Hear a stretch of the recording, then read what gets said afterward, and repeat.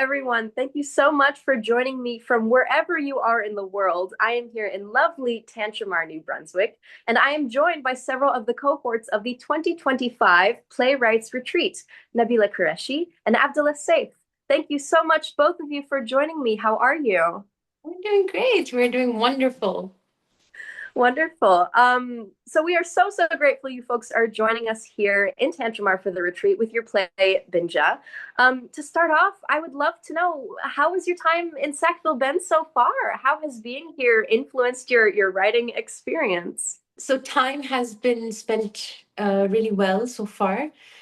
We've spent the last few days getting to see and feel the campus, see a little bit of the, I guess maybe the main street of the city. Just getting a sense of what the signature is of this place, what it can offer us as well. And I think that is also important in terms of how I'm finding the process of at least attempting to understand our story a bit better. The trees, the gardens, the beautiful aesthetics of really the whole place around us, including the anchorage and the carriage houses where we're stationed in. But I mean, it goes beyond that. So it's, to me, honestly, it's the nature all around that is inspiring and influencing my presence, my thought presence here right now. Yeah. Oh, that's so lovely. I'm so curious. I guess you talk about trees and nature. How does that relate to your play? Would you tell us a bit about your script? Maybe you can take this one. Okay, sure. So our story is actually our play is actually about we have animal characters, and they live in nature, and they are on a quest together to find out the true leader.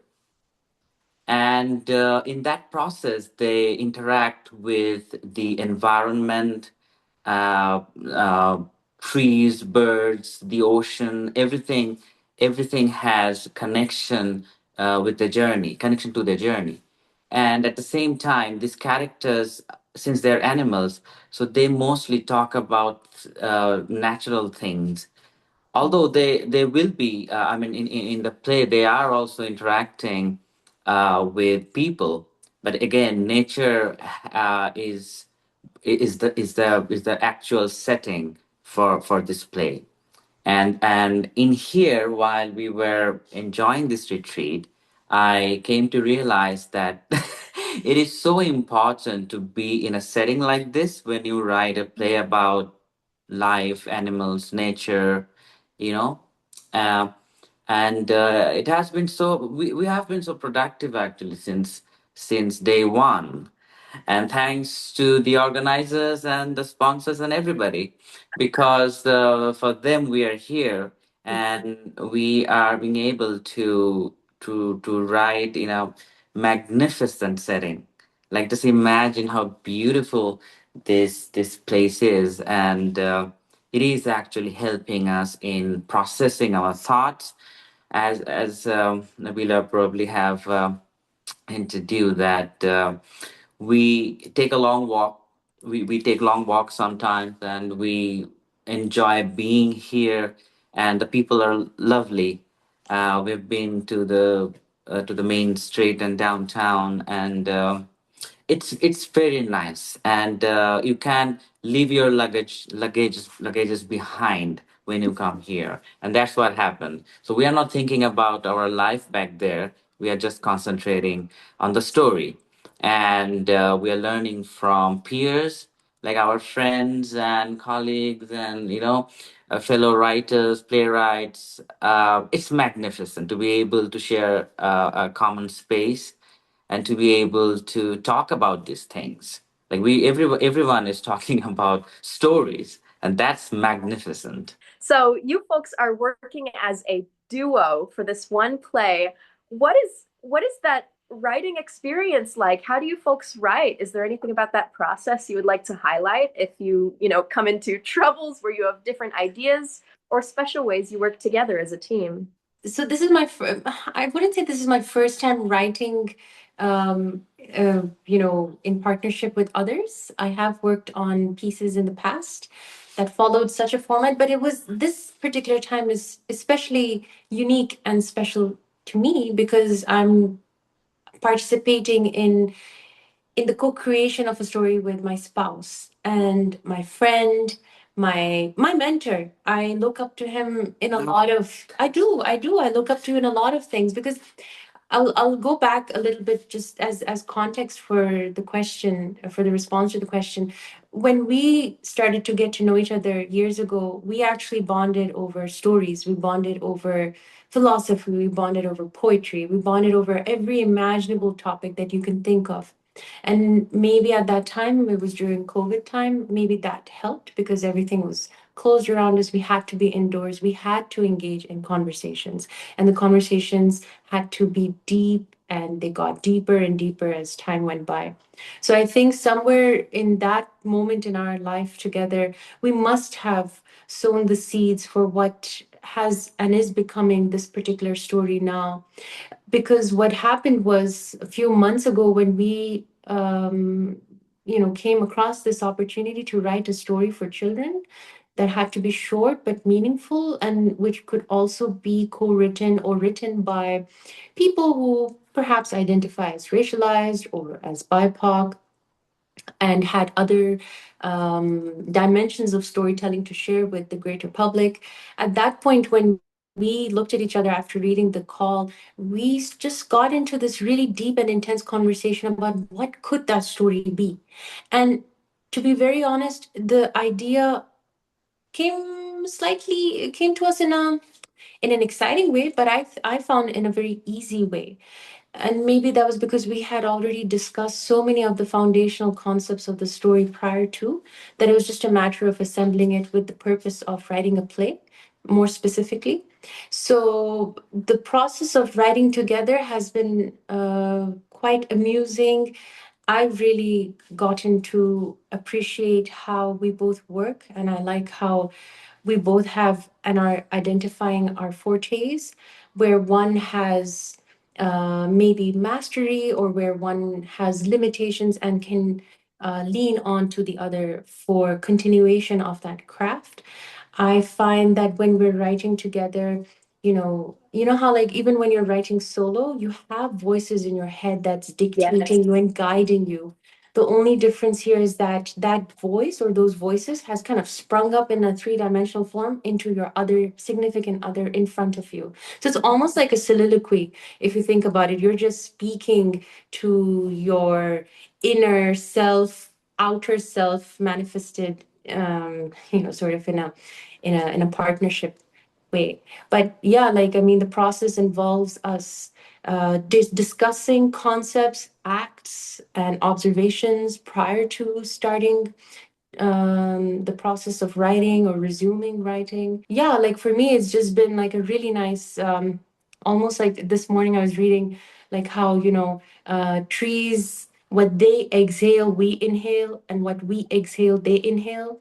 So I feel like this partnership mimics that relationship, that symbiotic relationship. So to me, I think it's also a very natural way of diving deep into the mystery of what the story is going to present itself. I'm very curious as well. You mentioned this is a show for young audiences. Um, what is it specifically, I guess, about this message or just the act of writing environmental nature-based plays? Why is a TYA show, a theater for young audiences, medium effective for that story? Why should there be theater for young young people about these subjects? First of all, theater, in our opinion, is a very strong medium to communicate. It is like a bridge that can communicate between two worlds. And the story we are dealing with here is inspired from a 13th century Persian poem. And the essence of the story has been always in the oral tradition all around the Muslim world. So this story has been with people for 800-900 years. And in this is more like those wisdom stories, right, where you deal with some universal theme, and then you adapt it according to the environment and time and society, which we did it actually in our play. So the essence is from an old oral tradition, but uh, the story is contemporary. To be honest, it is challenging to write for children because you have to come up with a language that is more convincing and more real. And at the same time, although we are addressing our main audience, would be children, but they will be accompanied by their parents as well. So we are trying to carve out a language that can entertain both. So while we are writing this play, we are kind of going back to our childhood memories, and we are trying to think like the way we used to think when we were children. And I think that makes this entire process so interesting and entertaining for us. I miss a lot about when I was younger and the way I was fearless in my pursuit of adventure and stories. Um, and hopefully, plays like yours can help the older members of the audience rediscover that. Yeah, and I mean, like even when I go back in time to my childhood, and I think this might hold true for many people, if not all, is when you go back in time and you just remember some of those really exciting stories, or like, beautiful stories that you read as a child. Like for me, I remember it was Thumbelina, one of many. Thumbelina I loved, Beauty and the Beast, and then the rhymes, Humpty Dumpty, or row, row, row your boat. All of these, when I read as a child, or when my mom used to read some books to me as a child, those reading level books like level Yeah. 1, 2, and 3, she used to read them to my brother and I think that must have played a great role as well. While the essence was um, intentional in leaving the child with something remarkable to think about and something compassionate to practice over life. They were eventually and ultimately they were written by adults Yeah. who thought for children. So I think by writing something like this, it's to me it's almost one of the outcomes is that it's also paying homage to all those who wrote for me when I was a kid. Now maybe this is one moment in my life. I don't know if I will have more of such moments where I can write for children, but if this is a gift that I give back as repayment for all that I took as a child, then maybe this is how we continue on as a civilization, as a nation of people. And I think when we write for children, children are um, naturally curious. I think as adults, we shape and fashion ourselves to remove curiosity because we weigh it against practicality and time and units of measurement that may seem crazy to a kid. But the child will always question the fundamentals. Why is the sky blue? Why does a puffin speak if it does in the story?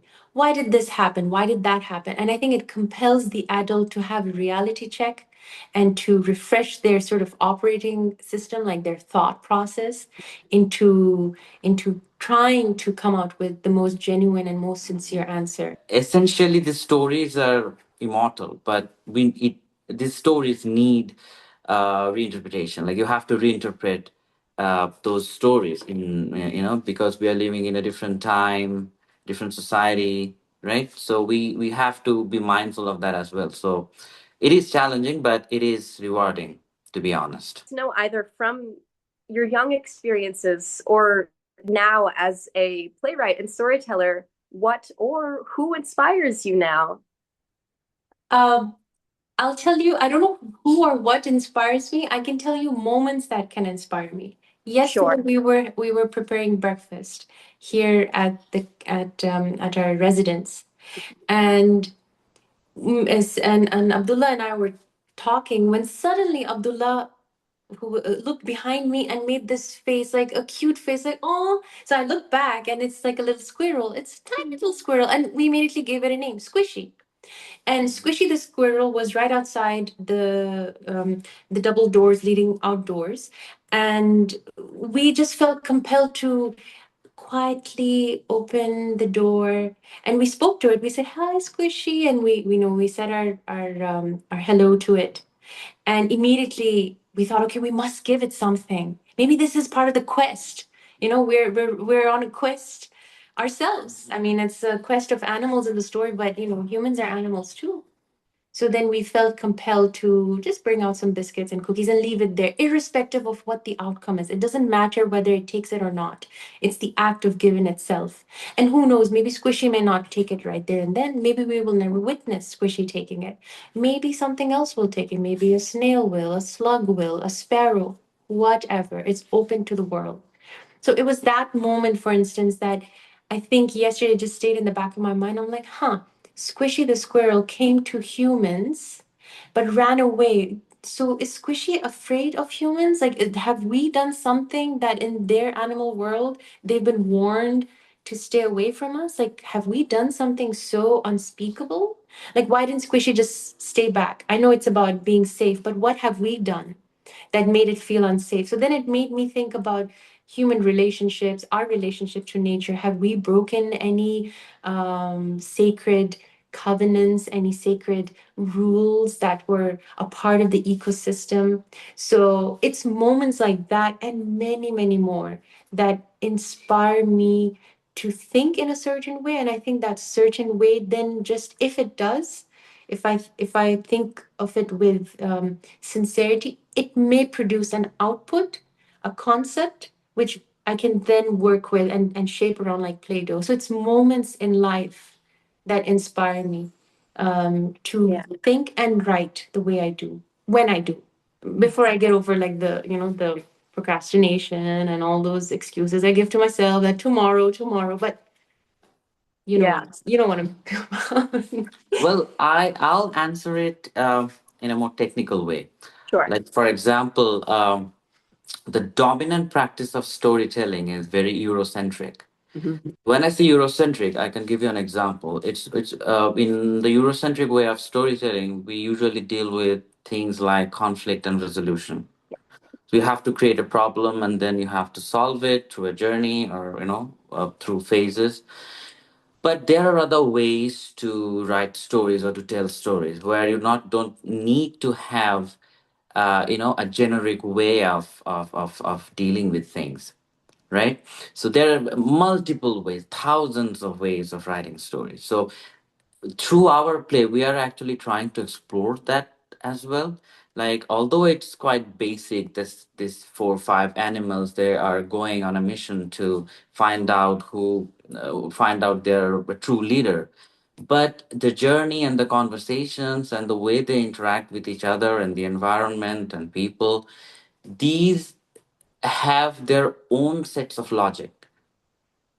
So it's difficult because the audience, the mix of different group of people, and it's a challenge again, I would say, because the storytelling, the way these stories are being told, they always have used a different format. Like they're not, the as I said, they're not Eurocentric, and the characters are not like for example, like confusion and doubt is important in developing these characters. Like you cannot just these characters evolve through their own reflection and through inner dialogues, and this is something unique. Like I mean, a person, a conflicting person, like it's very difficult to realize who the good person is or who the bad person. There is no good or bad person. There may be not. There's a spectrum. Who knows? But this self-doubt and confusion is part of who they are, and that is also very challenging for many Western audience to make sense of, because this can be sometimes very confusing. So that's the challenge for us playwrights, to make sure that people understand our story. Yeah. And yeah, it's experimental, and we are really looking forward to it. That's so lovely. And I think that theater as a medium is something that is so especially equipped to deal with non-Eurocentric storytelling styles because it already incorporates or can very easily incorporate oral traditions or body and movement, Yeah. all these different ways of communicating information on one that you get to experience face to face. And I think it's such a privilege to be able to sit in on folks like you who are developing their stories. So I wanted to thank you both for joining me today. It means a lot. We had recently our In Their Own Words event, and Nabila read a lovely short story. I was very impacted by it.